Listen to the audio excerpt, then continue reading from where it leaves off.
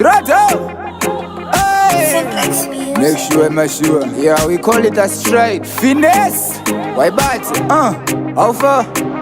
Itandidi kunzindirishasha ukazvikudza wakuva pahasha chiterera nenyasha tarisisa usati wanyongosha vakapikisa vakamanya makarimwa ndakaona vadzoka varamwa pakati pemazino hapazi pekutambira unotozongorumwa pavakapikisa vakamanya makarimwa ndakaona vadzoka varamwa hanzi pakati pemazino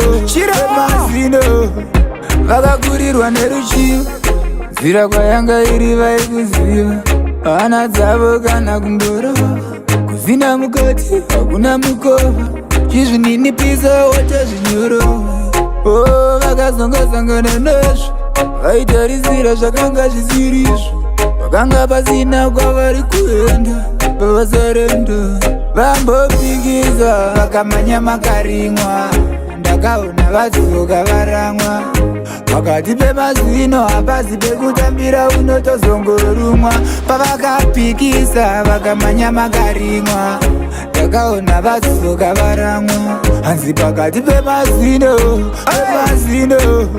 shuwa kupedzera minondo kumakondo pavanga vakatarisana nehondo pasi rino ngatizive tiri varendo tisazvivimbise makorokoto enhando ukahitera mhepo yamfufuta hauregera changogara chingonyunyuta pavakapepuka varasika vaneta changu chirauro handina kupedza vakapikisa vakamanya makarimwa ndakaona vadzoka varamwa pakati pemazino hapazi pekutambira unotozongorumwa pavakapikisa vakamanya makarimwa ndakaona vadzoka varamwa hanzi pakati pemazino